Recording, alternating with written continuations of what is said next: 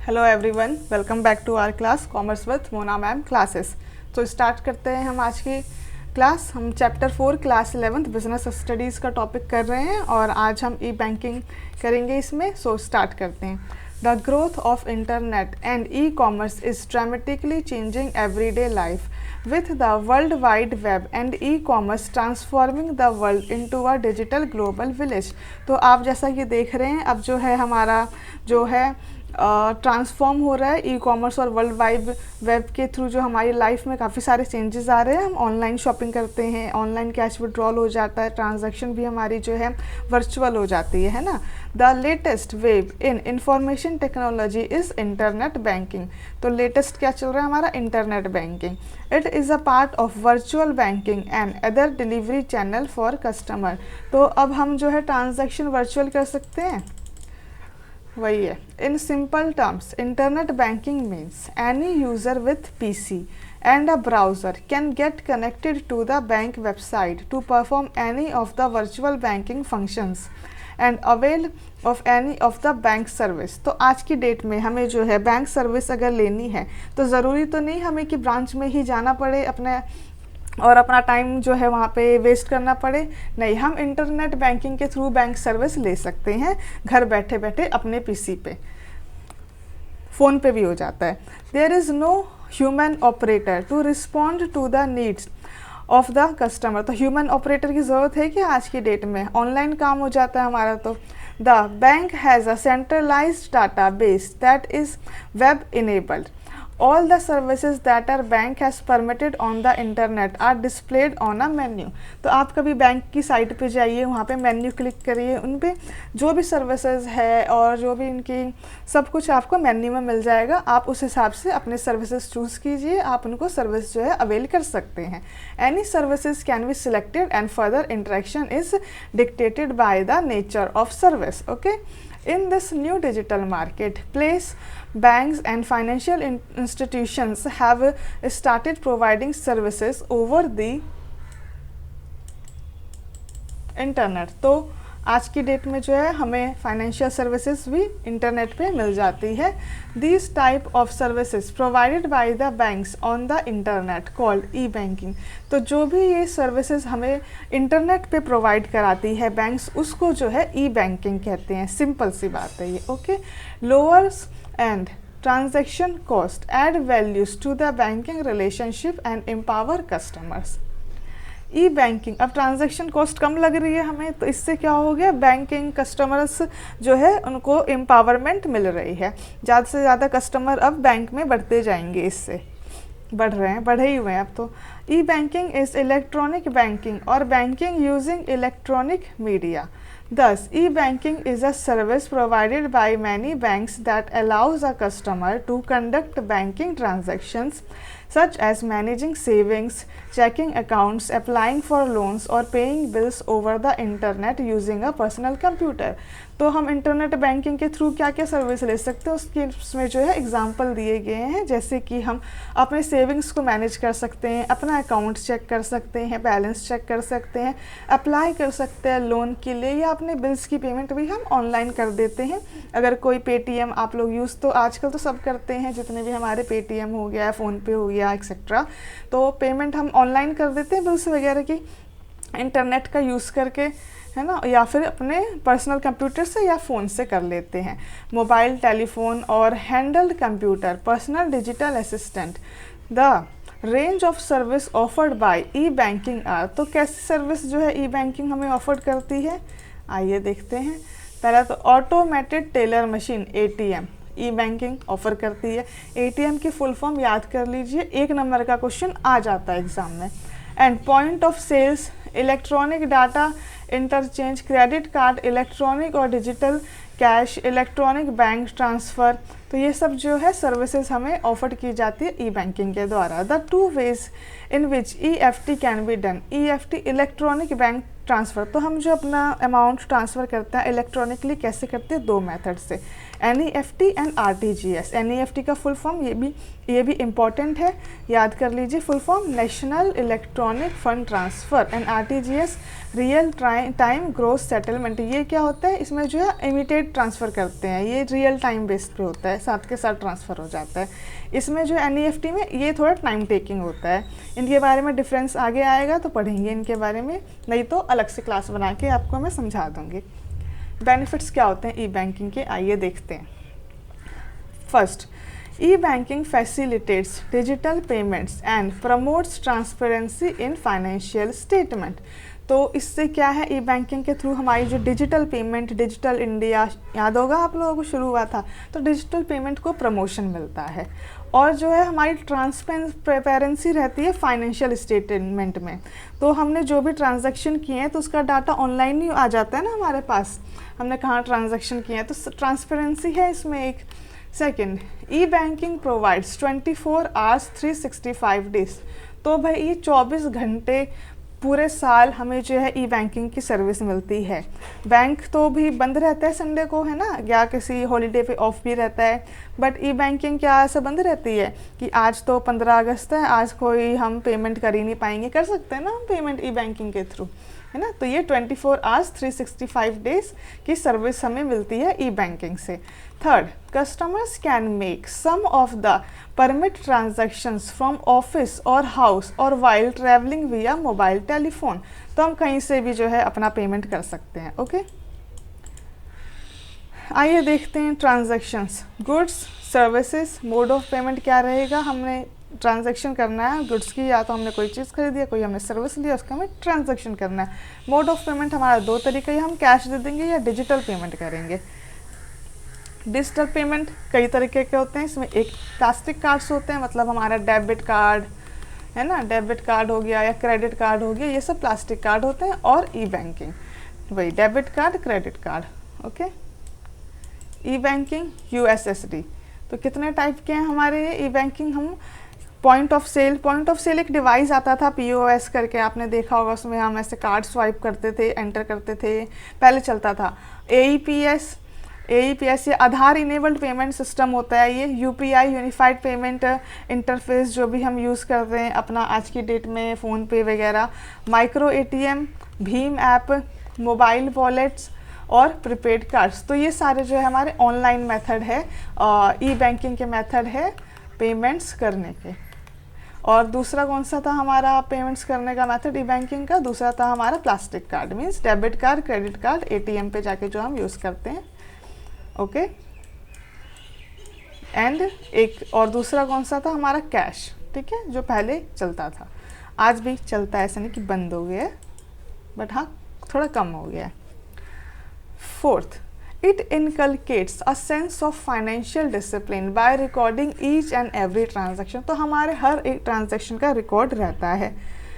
Fifth, अलग से नहीं लिखना पड़ता ना कि हमने यहाँ खर्चा किया, आज हमने चाय पी ली 10 रुपए की, आज हमने क्या कुछ काम कर लिया, ऐसा नहीं। तो ये तो ऑलरेडी ट्रांजैक्शन जो है हमारे पास रिकॉर्ड रहता है online. Okay, fifth, greater customer satisfaction by offering unlimited access to the bank, not limited by the walls of the branch, and less risk and greater security to the customer as they can avoid traveling with cash। Cash तो चोरी भी हो जाता था, अगर ये चोरी हो गया तो उसको क्या आपका पासवर्ड पता चल जाएगा, नहीं चलो, वो तो आपके पास है, पासवर्ड आपके दिमाग में फिट है, ठीक है। और कैश तो हमारा ऐसे ही चोरी हो जाता था, तो रिस्क हमारा कम हो गया इससे। और जो है इस कोई लिमिटेड नहीं रहा कि हमें बैंक ब्रांच में जाना है, फिर पैसे निकालने हैं और पैसे देना है, ये सब ऑनलाइन हमारा काम हो जाना। तो बहुत सारे फ़ायदे हमने देख लिए ई बैंकिंग के। The banks also stand to, अब बैंक्स को कैसे फ़ायदा हुआ ई बैंकिंग से, ये तो हमें क्या फ़ायदा हुआ वो हमने पढ़ा, अब बैंक की फ़ायदा देखते हैं। E banking provides competitive advantage to the bank, competitive advantage मिला बैंक को। Second, e banking provides unlimited network to the bank, अब अनलिमिटेड नेटवर्क हो गया बैंक के पास ई बैंकिंग के through. And is not limited to the number of branches, any PC connected to a modem and a telephone have an internet connection can provide cash withdrawal needs of the. पहले सिर्फ branches में जाके customer आते थे तो उनको provide कराते थे जो ब्रांचेस में आए, अब कोई भी बैठ के कहीं से भी कर सकता है, ब्रांचेस की उतनी ज़्यादा वो नहीं है, घर बैठे बैठे PC से जो है अपना इंटरनेट सर्विस के थ्रू जो है ई बैंकिंग बैंक सर्विस ये ले सकते हैं customers. Third, load on branches can be considerably reduced by establishing centralized database and by taking over some of the accounting function. तो पहले बैंकों में बहुत ज़्यादा भीड़ होती थी, क्यों? क्योंकि पहले इलेक्ट्रॉनिक सर्विस थी नहीं हमारे पास। अब लोग अपने घर से ही काम कर रहे थे, तो बैंक में उतनी भीड़ नहीं रहती है, तो उनका लोड भी जो है एक तरीके से कम हो गया है। तो हमने बैंक के सब कुछ पढ़ लिया अच्छे से। अब आइए पढ़ते हैं इंश्योरेंस, स्टार्ट करते हैं।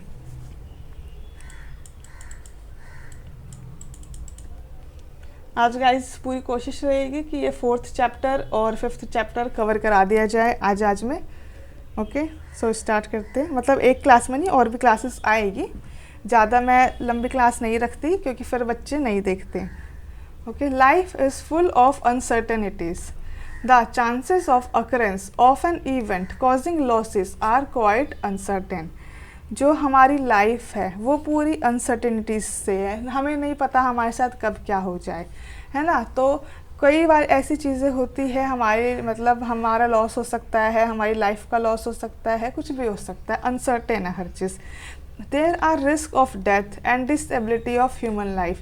या तो हमारी डेथ हो जाए या हम डिसेबल हो जाए कि हम कोई काम ही ना कर पाए, अपना खाने पीने का भी इंतज़ाम ना कर पाए, इस तरीके का भी डिसेबिलिटी हो जाती है। Fire and burglary risk of property, हमारी प्रॉपर्टी पे भी रिस्क रहता है, क्या पता कभी आग लग जाए या कुछ भी ऐसी चीज़ हो जाए। पेरिल्स ऑफ द सी और shipment of goods and so on. तो शिपमेंट हम सामान का कर रहे हैं, क्या पता वो चोरी हो जाए या ऐसा कुछ, ऐसी कुछ लहर आए कि हमारा नाव पलट जाए, हमारा सामान डूब जाए। मतलब बहुत सारे रिस्क होते हैं हर एक चीज़ में। If any of these takes place the individual और organisation may suffer a great loss. तो इनमें से अगर कुछ भी होता है तो इंसान को या फिर ऑर्गेनाइजेशन को बहुत ज़्यादा लॉस होता है। Sometimes beyond their capacities to bear the same. वो उस चीज़ को फिर बियर नहीं कर पाते, उनकी कैपेसिटी से बाहर है। कोई डिसेबल हो गया, क्या वो उस चीज़ को बियर कर पाएगा? उसके पास अब है ही नहीं कुछ। It is to minimise the impact of such uncertainties that there is a need of insurance. पर हाँ, हम उस अनसर्टेनिटीज़ को मिनिमाइज कर सकते हैं। कैसे? इंश्योरेंस के थ्रू। तो इंश्योरेंस हमारा जो है, हमारे जितने भी रिस्क है उसको मिनिमाइज करता है। Investment in factory, building or heavy equipments or other assets is not possible unless there is arrangement for covering the risk। तो जितने भी ये सारे चीज़ें, इनके लिए जो है इन सब में रिस्क होता है, तो इनके लिए इंश्योरेंस जो है इसमें हेल्प करती है रिस्क को रिड्यूस करने में। Keeping this in mind, people facing common risk come together and make a small contribution to a common fund। हम अपनी चीज़ का या अपने प्रोडक्ट का या अपनी लाइफ का इंश्योरेंस कराते हैं, तो उसके लिए हम एक छोटा सा जो है प्रीमियम बोलते हैं उसको, जो छोटा सा अमाउंट हम पे करते हैं इंश्योरेंस कंपनी को, उसको प्रीमियम बोलते हैं। ओके, वो पे करते हैं। Which helps to spread the loss cost to an individual by a particular risk over a number of person who are expose to it. तो हमारे जो काम कर रहे हैं उनके लिए भी इंश्योरेंस प्रोवाइड कराते हैं। अगर किसी को कुछ हो जाता है तो इंश्योरेंस कंपनी उनको कंपनसेट करती है। Insurance is thus a device by which the loss likely to be caused by an uncertain events is spread over a number of person who are exposed to it and who prepare to insure themselves against such an event. It is a contract or agreement under which one party agrees in return of or consideration to pay an agreed amount or money to another party to make a loss, damage or injury to something of value in which the insured has a pecuniary interest as a result of some uncertain event। मेरा कोई product है, मेरी कोई machine है मेरी company की, मैंने इसका जो है इंश्योरेंस कराया है, कल को ये मशीन चोरी हो जाती है या कुछ भी इसमें दिक्कत आती है तो इसका मैंने इंश्योरेंस करा रखा है, तो इंश्योरेंस कंपनी जितना मेरा लॉस हुआ है उतने तक का जो है मुझे कंपनसेशन प्रोवाइड करा देगी। और ये ऐसा प्रोवाइड क्यों कराएगी कि जब मैंने इंश्योरेंस किया था तब से जो है अब तक मैंने इसको हमेशा एक छोटा अमाउंट प्रीमियम के रूप में दिया है, देना पड़ता है। कोई फ्री में थोड़ी इंश्योरेंस कर देगा, वो भी तो कमाएगी ना। मान लो 10 लोगों से इंश्योरेंस करा लिया तो ज़रूरी थोड़ी कि हर कोई मर जाएगा, नहीं मरेगा उस टाइम तक जिस टाइम तक की इंश्योरेंस करा रखी है। अब जिसकी डेथ हो जाएगी उसको भाई पैसे दे देगी, कंपनसेट कर देगी इंश्योरेंस कंपनी, पर बाकी सबसे तो उसने प्रीमियम के रूप में थोड़ी कमाई करी है तभी तो कंपनसेट कर रहा है। The agreement contract is put in writing and is known as policy. तो जो एग्रीमेंट ये करते हैं इंश्योरेंस में उसको क्या बोलते हैं? पॉलिसी। तो इंश्योरेंस एग्रीमेंट कहीं सुना है आपने? सुना होगा इंश्योरेंस पॉलिसी ले लीजिए, है ना, सुना होगा, ऐड देखा होगा, वही पॉलिसी बोलते हैं। The person whose risk is insured is called insured. तो जिसका रिस्क इंश्योर्ड किया है, मैंने इंश्योरेंस लिया तो मैं क्या कहलाऊंगी? इंश्योर्ड। और जिसने मेरे को दिया है इंश्योरेंस बेचा है वो क्या कहलाएगी? इंश्योरर। ठीक है, इंश्योरर या एश्योरेंस अंडर राइटर, दोनों चीज़ कह सकते हैं उसको। फंडामेंटल प्रिंसिपल ऑफ इंश्योरेंस, तो देखते हैं फंडामेंटल प्रिंसिपल्स क्या है इंश्योरेंस के। So let's start. Sorry guys, the basic principle of insurance is that an individual or a business concern chooses to spread a definitely known sum in place of a possible huge amount involved in an indefinite future loss. Thus insurance is the substitution of a small periodic payment, premium बोलते हैं, जो हम छोटा amount pay करते हैं insurance company को time to time for a risk of large possible scale, ताकि जो कोई बाद में जो मतलब हम सोच के चलते हैं ना ये रिस्क हो सकता है, ज़रूरी थोड़ी कि वो रिस्क हो जाए, जरूरी थोड़ी कि मेरी फैक्ट्री में आग लगी जाए, नहीं लगेगी तो मैं उसको प्रीमियम देती रहूँगी। बट हाँ, अगर लग गई या कुछ हो गया, मेरे लॉस हो गया, तो उसको कवरेज कौन करेगा? इंश्योरेंस कंपनी करेगा, है ना। तो जो भी हम सोचते हैं कि बहुत बड़ा लॉस हो सकता है उसके लिए हम इंश्योरेंस करवाते हैं। The loss of risk still remains, but the loss is spread over a large number of policyholders exposed to the same risk. Loss का रिस्क तो अभी भी है, बट वो है कि अब वो रिस्क सिर्फ मेरे ऊपर नहीं है, वो उस कंपनी पॉलिसी होल्डर सबके ऊपर होगा। बहुत सारे लोगों में वो रिस्क फैल गया है, मतलब रिस्क मतलब और लोगों के लिए भी कि हाँ मुझे लॉस होगा तो मेरे को तो भाई कंपनसेशन मिल जाएगा इंश्योरेंस कंपनी से। The premium paid by them are pooled out of which the loss sustained by any policy holder is compensated. तो वही बताया था 10 लोग हैं, अब इसका लॉस हुआ उसको कंपनसेट कर देगी इंश्योरेंस कंपनी अपने प्रीमियम जितने भी इतने सारे पॉलिसी होल्डर है उसके थ्रू ना। 10 risk are shared with others from the analysis of past events and insurers and insurance company और an underwriter known the probable losses caused by each type of risk covered by insurance. तो insurance company जो है ये जो है compensate करती है जो भी रिस्क अराइज होता है अगर हमने इंश्योरेंस करा रखी है और उसको जो है हमने टाइमली प्रीमियम पे किया है। Insurance therefore is a form of risk management primarily used to safeguard against the risk of potential financial loss। तो ये डेफिनेशन लिख लेना, ठीक है।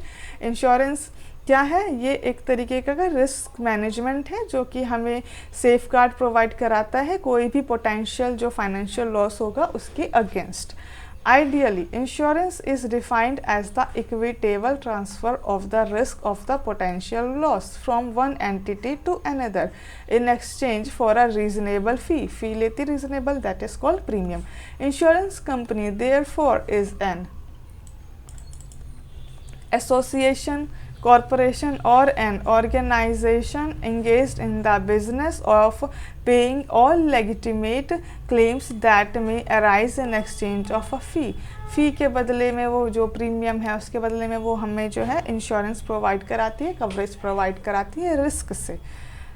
जिस भी प्रोडक्ट का हमने इंश्योरेंस कराया उसके रिस्क से, बिल्डिंग का इंश्योरेंस कराया है, फैक्ट्री का इंश्योरेंस कराया है, लाइफ का इंश्योरेंस कराया है, एग्जांपल दिए, और भी कई तरीके के इंश्योरेंस होते हैं। Insurance is a social device in which a group of individual means insured, बताया था ऊपर, जो इंडिविजुअल है जिसने इंश्योरेंस कराया है उसको इंश्योर्ड कहते हैं, और जो पार्टी जिसने इंश्योरेंस दी है वो कौन सी है उसको क्या कहेंगे? Insurer. In order to combine loss experience which provides for payment of loss and fund contribution by all members. The insurance is meant to protect the insured against uncertain events which may cause disadvantage to him। बार बार वही बात की गई है पूरे passage में, अच्छे से समझा के की गई है। ओके, सो नेक्स्ट हम फंक्शन ऑफ इंश्योरेंस करते हैं start. Function of insurance, first हमारे फंक्शन देखते हैं इंश्योरेंस कंपनी के क्या क्या फंक्शन है। पहला, providing certainty. Certain risk uncertain होता है, तो इंश्योरेंस कंपनी हमें प्रोवाइड कराती है certainty. Insurance provides certainty of payment for the risk of loss. कोई भी रिस्क है, अगर उसमें हमें लॉस हो जाता है तो उसके लिए सर्टेनिटी प्रोवाइड कराती है कि हाँ हम आपको पेमेंट करेंगे, हम आपको जो है उस रिस्क से बाहर निकाल देंगे, आपका रिस्क कम कर देंगे, है ना। There are uncertainties of happenings of time and amount of loss. तो हमारे भाई हैपनिंग्स जो भी हो सकती है उसको तो अनसर्टेन है, हमने फ्यूचर तो देख नहीं रखा कि आग लगेगी नहीं लगेगी, डेथ होगी कल हमारी कि नहीं होगी, तो हमें नहीं पता। Insurance removes this uncertainties. तो इंश्योरेंस क्या है, इसको जो अनसर्टेनिटीज है इसको रिमूव करती है, मतलब ये नहीं रिमूव करती कि कल डेथ नहीं होगी या कुछ भी, है ना। And the assured receive payment of loss. पर जो भी लॉस होता है इन फ्यूचर उसके लिए जो है एक पेमेंट हमें मिल जाता है। अगर हमारी लाइफ पे रिस्क है तो उसमें हमें पेमेंट मिल जाता है कि हाँ हमारी फैमिली को हमारी फैमिली को जो है अमाउंट मिल जाए, कंपनसेशन मिल जाए। या फिर हमारी फैक्ट्री में आग लग जाती है, मान लो 80 लाख का प्रोडक्ट मेरा जो है ख़राब हुआ है, मेरा लॉस हुआ है, तो 80 लाख मुझे जो है कंपनी इंश्योरेंस कंपनी देगी। सिर्फ मेरे बोलने से नहीं दे देगी, वो चेक करेगी कितने का लॉस हुआ है उतना देगी। The insurance charges premium for providing the certainty. तो इंश्योरेंस सर्टेनिटी प्रोवाइड कराने की चार्ज करती है ना, पेमेंट फ़ी चार्ज करती है, उसको क्या कहते हैं, प्रीमियम कहते हैं, प्रीमियम चार्ज करती है। ओके। सेकेंड, प्रोटेक्शन देती है हमें। The second main function of insurance is to provide protection from probable chances of loss. तो जो भी चांसेस है लॉस होने के उसके अगेंस्ट हमें प्रोटेक्शन देती है। Insurance can not stop the happening of a risk or event but can compensate for loss arising out of it. अगर कुछ होने वाला है उसको इंश्योरेंस कंपनी रोक तो नहीं सकती ना, बट हाँ उसके अगेंस्ट में हमें कंपनसेट ज़रूर कर सकती है कि हमारा जो लॉस हुआ है उसको कम कर देगी। Third, risk sharing. Risk share करती है। रिस्क शेयर कैसे करते हैं, रिस्क शेयरिंग ही तो काम है। 10 लोग हैं, 1 2 3 4 5 6 7 8 9 10, ठीक है, ये 10 पर्सन हैं। इन लोगों ने सबने इंश्योरेंस करा रखा है, मैंने भी इंश्योरेंस करा रखा है मेरी फैक्ट्री का। ओके, मेरी फैक्ट्री में आग लग गई तो ज़रूरी थोड़ी है सबकी फैक्ट्री में एक साथ ही आग लग गई, नहीं ना। प्रीमियम तो हम सब दे रहे थे, एक टाइम तक सब प्रीमियम दे रहे थे और देते आ रहे थे, सब ने इंश्योरेंस ले रखा है। अब मेरी फैक्ट्री में 80 लाख का लॉस हो गया मुझे, तो इंश्योरेंस कंपनी पैसा कहाँ से देगी, सबके प्रीमियम से जो कलेक्ट किया है अमाउंट, तो उसी अमाउंट से तो हम मुझे पैसा मिलेगा। तो इसको क्या कहते हैं, रिस्क शेयर। तो रिस्क शेयर सब में हुआ ना, सारे पॉलिसी होल्डर्स में। On the happening of risk event, the loss is shared by all person exposed to it. The share is obtained from every insured members by way of premiums. तो इन्हीं insured members से premium के रूप में जो है share लिया गया है इंश्योरेंस कंपनी द्वारा, और उससे जो है कंपनसेट किया गया है एक इंश्योरर को, जिसका एक इंश्योर्ड को जिसका लॉस हुआ है। Okay. Fourth point, assist in capital formation.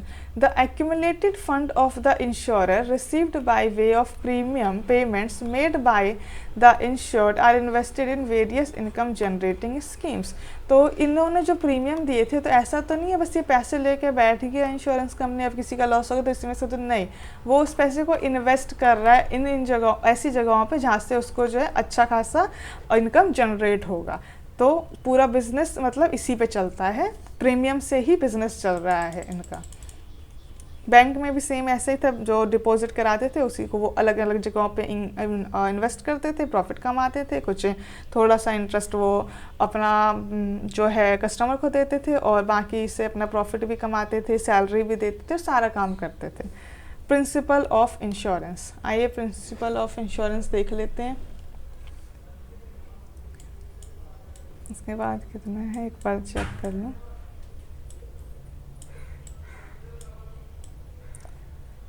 Guys, principle of insurance तो थोड़ा लेंथी है, तो हम इसको नेक्स्ट क्लास में कवर करेंगे, अदरवाइज क्लास बहुत लंबी हो जाएगी। ओके, सो गाइस आप क्लास अच्छे से देखिए, समझिए, और कोई भी दिक्कत हो, कोई भी क्वेरी हो, कुछ भी हो, आप जो है कमेंट बॉक्स में कमेंट करके पूछ सकते हैं, अपना सजेशन दे सकते हैं। Okay guys, thank you, have a good day.